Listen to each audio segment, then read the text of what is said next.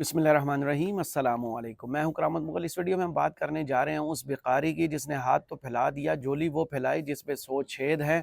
वो जगह जगह अब मांगने तो निकल पड़ा है। उस कशकोल में कुछ मिलता है कि नहीं। बात 5 अरब डॉलर की शुरू हो गई है। अब देखते हैं, जब ये पाकिस्तान से चले थे तो 1 अरब डॉलर की सरमायाकारी का इम्कान था। अब वो सऊदीया पहुँचे हैं तो वहाँ से बातें मीडिया पे चलना शुरू हो गई कि 5 अरब डॉलर की बात जो है वो अब उस पर इत्तफाक होने जा रहा है। 5 अरब डॉलर सऊदी अरब पाकिस्तान को देता है कि नहीं, इस हवाले से बात करेंगे। उसके अलावा वज़ीर आज़म की कन्फ्यूजन बरकरार है कि ईसीसी में या कमेटियों में किसको होना चाहिए। फिर एक और नोटिफिकेशन हो गया, उस नोटिफिकेशन में क्या है, इस हवाले से बात करेंगे। और आपने सुना था कि 76 साल से मुल्क नाजुक दौर से गुजर रहा है और अवाम जो है वो पिसती चली जा रही हैं। अब जो डाटा सामने आया उसके मुताबिक पाकिस्तान की 50 साल तारीख में अब जो महंगाई आप देख रहे हैं वो उसकी बुलंद तरीन सतह है। आपने जितना सब्र करना था कर लिया, जितनी मुश्किलात देखना थी देख ली। अब जो है पाकिस्तान जो है तारीख की बुलंद तरीन महंगाई को देख रहा है। उसकी वजह क्या है वो आपको पता है। इस हवाले से इस वीडियो में बात करेंगी। और इस महंगाई को कम करने के लिए हुकूमत तो कर्ज लेने निकली है, लेकिन यहाँ के वज़ीर तिजारत जिनकी तरफ सारी नज़रें थी कि पाकिस्तान एक्सपोर्ट बढ़ाएगा तो डॉलर आएगा, उन्होंने कहा कि मेरे पास ऐसा कोई जादू का रिमोट नहीं है, कोई ऐसा बटन नहीं है मैं दबाऊं तो एक्सपोर्ट्स बढ़ जाएं। इस हवाले से इस वीडियो में बात करेंगे। सबसे पहले शुरू करते हैं उस बेकारी की जो पहुंचा है सऊदी अरब। सऊदी अरब पहुंचने के बाद जी हुआ क्या, उन्होंने माशाल्लाह से उम्रा शुमरा कर लिया है। उम्रा करने के बाद उनकी मुलाकातें शुलाकातें हो गई हैं। को कतर के अहदेदारान से भी मुलाकात हुई है। और जो जनाब अ, मोहम्मद बिन सलमान साहब हैं उनसे भी उन्होंने भी अफ्तार पार्टी दी थी। उस अफ्तार पार्टी के बाद उनकी वन ऑन मुलाकात भी हुई है और उस वन ऑन मुलाकात में बाहमी दिलचस्पी के अमूर पर तबादला ख्याल हुआ है। दोनों बरदराना ममालिक ने इस्लामी शायर के मुताबिक जो है मामलात को जो आगे लेकर बढ़ने की बात की है और कहा है कि इस मुश्किल वक्त में दोनों दोस्त मुल्क जो है एक दूसरे का साथ देंगे और पाकिस्तान को इस मुआशी बहरान में सऊदी अरब जो है वो बढ़कर जड़कर, जैसे माजी में उसने हमारा साथ दिया, हमारे कशकोल में कुछ डाला, इस मरतबा भी वो अपनी गुंजाइश को देखेंगे और हमारी फरमाइश को पूरा करते हुए उस कशकोल में डालें। जो 1 अरब डॉलर की बात हुई थी, बात 1 अरब डॉलर से पाकिस्तान से शुरू हुई थी कि जो ग्वादर में ऑयल रिफाइनरी है और रेकोडेक जो है उसमें 1 अरब डॉलर की बिल्कुल तैयार पड़ी है वो सरमायाकारी। और सऊदी अरब जाते ही वो एक बटन दबाएगा और 1 अरब डॉलर पाकिस्तान पहुंच जाएगा। अब लगता यही है कि जो झोली फैलाई गई थी जिसमें पहले ही 100 छेद है, उसमें जो कुछ पड़ा है वो झोली से निकल गया है। बातें जो मीडिया पर चल रही हैं अल्लाह करे वो पूरी हो जाएं, क्योंकि इस मुल्क में जो हालात हैं, जो असेब छाया हुआ है महंगाई का, अवाम देख रहे हैं एक दूसरे का मुंह। क्राइम रेट जो है इस वक्त मुल्क में वो अपनी बुलंद तरीन सतह पर पहुंच चुका है, क्योंकि क्राइम जुड़ा होता है बेरोज़गारी के साथ और बेरोज़गारी जो है वो जुड़ी हुई है बेहतर मीशत के साथ, क्योंकि मीशत बेहतर नहीं है तो बेरोज़गारी बढ़ी है, बेरोज़गारी बढ़ी है तो क्राइम रेट बढ़ा हुआ है। इस दौरान हुआ क्या है, पाकिस्तान में जो डाटा सामने आया है उस वो आपके कानों से धुआं निकालने के लिए काफ़ी है, क्योंकि कानों से धुआं अब तो धुआं तो नहीं, अब तो कहे आग निकल रही है। जनाब जियो न्यूज़ ने क्या रिपोर्ट किया, ये वो जियो न्यूज़ है जो माजी में इमरान खान की हुकूमत में, आपको याद होगा इमरान खान जो बार बार जिक्र करते थे। अब ये साहिबान और सहाफ़ी जो है वो माइक किसी में मुंह में नहीं ठोंस रहे कि महंगाई कितनी है, आपके हालात कैसे हैं। अब वो मुग़ल्लज़ात अवाम के लोगों तक नहीं पहुँचा रहे जो वो माजी में दावा करते थे सहाफ़ी कि जिसके सामने माइक करते हैं वो आगे से मुग़ल्लज़ात इस हुकूमत को बकता है। अब ना तो कोरोना है और ना ही जो है अपोजिशन को उस तरह खुली इजाज़त है वो एजिटेशन करे। सब अब अच्छा ही अच्छा है, डंडे के ज़ोर पर हुकूमत भी बनी है और डंडे के ज़ोर पर जो है वो पार्लियामेंट भी चल रही है। तो अब तो सब अच्छा होना चाहिए। 16 माह पहले ये हुकूमत, ये जो हातम ताई लोग आए थे जिन्होंने इस मुल्क में कहा था कि हमारे पास मईशत को बेहतर करने के सारे फार्मूले हैं। अब वो जो है फार्मूले शायद गुम गए हैं। अब वो फार्मूले इधर उधर ढूंढने में लगे हुए हैं। वो अरस्तू कहाँ हैं जो कहते थे टीवी पर बैठ कर के हम आएंगे। तो ये जो नालायक और नाअहल हुकूमत है इमरान खान की, इसका हमारे पास तोड़ है। ये जो गलतियां कर रहे हैं उसका हमारे पास बेहतरीन फार्मूला, हम आएंगे और अवाम की ज़िंदगी को माशाल्लाह से वो उस بلندی پر لے جائیں گے، جس کا خواب ہم نے دیکھا ہوا ہے۔ جو 2017 میں وہ دعوے کرتے تھے مہنگائی نہیں تھی، ہر چیز سستی تھی، سبزیاں سستی تھی، روٹی سستی تھی، اب وہ کہاں ہیں؟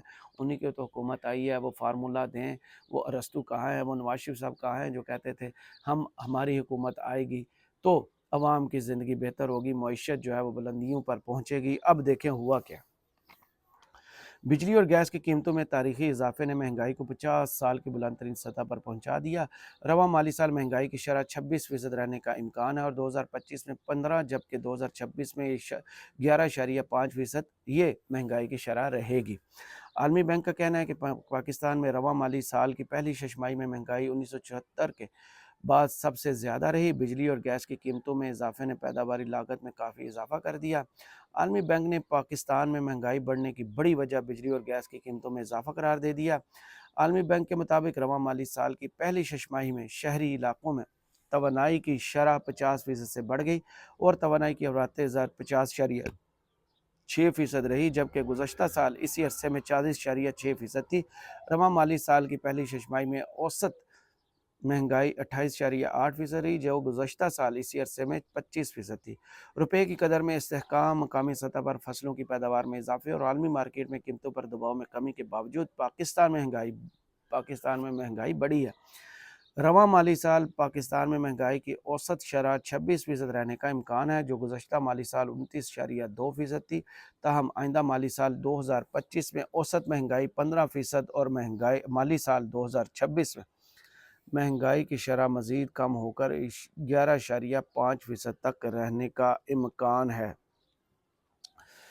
اس مرض کو، جو پاکستان کا سب سے بڑا مرض ہے، اس کے علاج کے لیے جو ڈاکٹر ڈھونڈا گیا، وہ ڈاکٹر ڈھونڈا گیا HBL کا صدر محمد اورنگزیب۔ وہ آئے، انہوں نے آتے میڈیا میں خبریں چلیں جی کہ ہمارے پاس ایسا مسیحا آ گیا ہے جو 3 کروڑ سیلری لیتا تھا، جو ڈچ نیشنل تھا، اس نے یہ ساری قربانیاں دے دی۔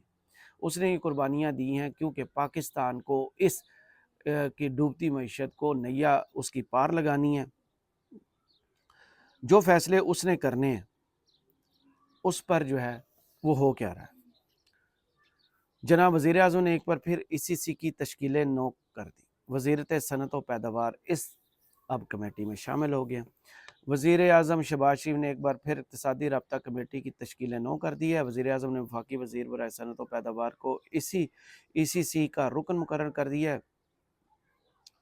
وزیر صنعت و پیداوار کی شمولیت کے بعد ECC ارکان کی تعداد 6 سے بڑھ کر 7 ہو گئی ہے، جبکہ ECC کی تشکیل نو کا نوٹیفیکیشن بھی جاری کر دیا ہے۔ نوٹیفیکیشن کے مطابق وزیر خزانہ اقتصادی رابطہ کمیٹی کے چیئرمین برقرار رہیں گے۔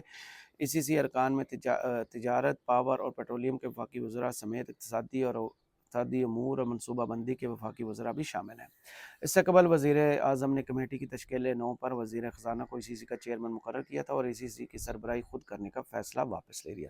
یہ دوسرا نوٹیفیکیشن ہے۔ حکومت کو یہی نہیں پتا کہ اس نے اکانومی کو لے کے چلنا کیسے ہے۔ وہی ECC کا اجلاس جو کل ہوا تو میڈیا میں خبریں چلی کہ اس کا اجلاس کی کارروائی کو میڈیا سے خفیہ رکھا گیا ہے۔ محمد اورنگزیب صاحب اس کمیٹی کے اندر کیا فیصلے کر رہے ہیں اور کیا انہوں نے حکم صادر فرمائے ہیں، وہ بالکل پردہ راز میں رکھا گیا ہے۔ وہ حکومت کو بھی شاید میسج کنوے کیا گیا ہو، لیکن عام عوام کو یا میڈیا کو اس کمیٹی کے اجلاس کے حوالے سے ابھی ایک لفظ بھی نہیں بتایا گیا کہ ہم نے یہ فیصلے کیے۔ اس دوران جو ساری نظریں تھیں یا تو وزیر اعظم کی طرف تھی کہ وزیر اعظم سعودی عرب گئے ہیں، وہاں سے جو کشکول نکالا ہے اس میں جو ہے محمد بن سلمان صاحب کچھ اس کشکول میں ڈالیں گے تو پاکستان میں ڈالر آئیں گے تو شاید مہنگائی کی جو شرح ہے وہ نیچے آ جائے، لیکن مہنگائی کی شرح تو نیچے نہیں آ رہی۔ عالمی بینک کی رپورٹ بھی میں نے آپ کو بتائی۔ اس دوران وزیر اعظم کے بعد وزیر خزانہ اور نظریں گئیں وزیر تجارت کی طرف۔ جناب یہ ایکسپورٹ بڑھائیں گے تو ڈالرز پاکستان آئیں گے۔ وہ کیا کہتے ہیں؟ ایک بٹن دبانے سے ایکسپورٹ نہیں بڑھیں گی بھائی، میری طرف بالکل نہ دیکھیں۔ نو بالکل بڑا نو کر دیا انہوں نے۔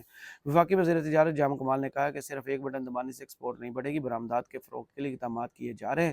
کراچی میں نیوز کانفرنس کرتے ہوئے ان کا کہنا تھا کہ تاجروں کی تجاویز پر مکمل غور کیا جائے گا، ملک کے معاشی مسائل حل کرنے کے لیے بھرپور اقدامات کر رہے ہیں، چیلنجز کا سامنا کر کے ملک کو ترقی کی راہ پر گامزن کریں گے۔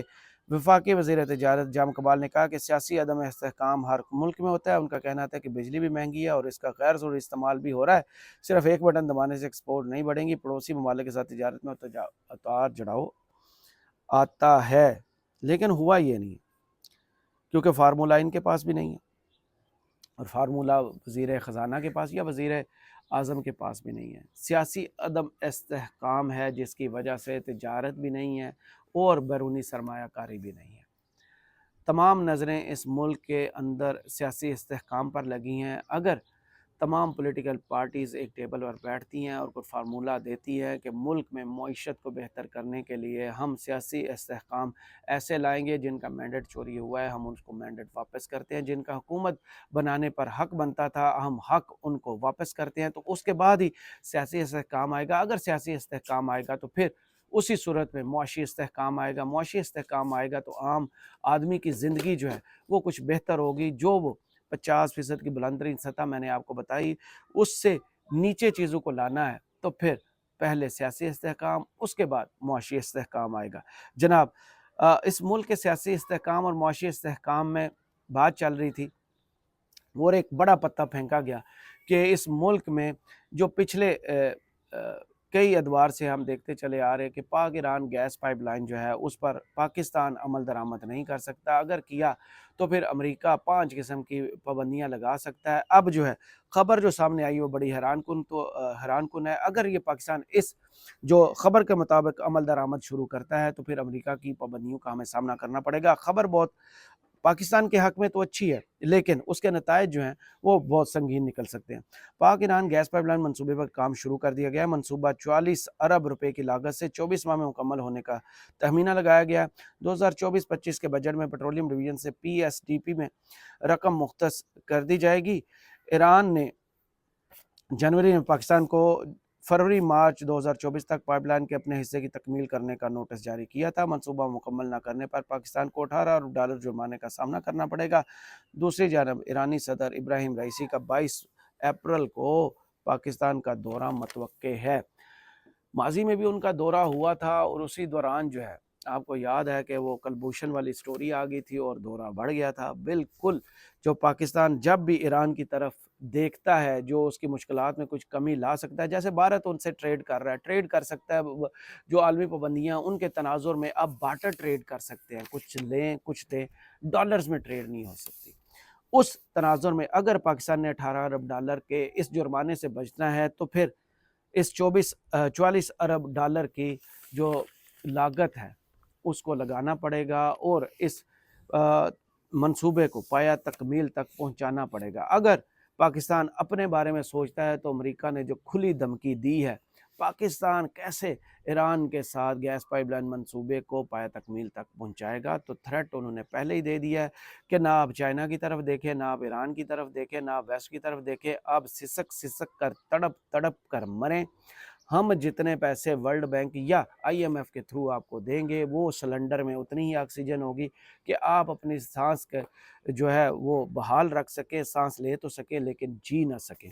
تو دیکھنا یہی ہے کہ پاکستانی حکومت جو ہے وہ اپنے فیصلے خود کرتی ہے، یہ فیصلہ بھی جو ہے ہمیں امریکہ بہادر کے کہنے پر ترک کرنا پڑے گا اور 18 ارب ڈالر جو ہے وہ جرمانہ دے کر ہم امریکہ کی جو غلامی ہے اس کا توق گلے میں پہنے رہتے ہیں، یا پھر یہ توق توڑ کر ہم بھارت کی طرز پر ان سے بارٹر کریں اور اپنی ضروریات کو پورا کرنے کے لیے جو ہے ایران کے جو منصوبے ہیں ان کو پایہ تکمیل تک پہنچائیں۔ کرامت مغل کو اس ویڈیو سے اجازت دیجیے، کمنٹس باکس میں ضرور بتائیے کہ ویڈیو آپ کو کیسی لگی۔ اللہ حافظ۔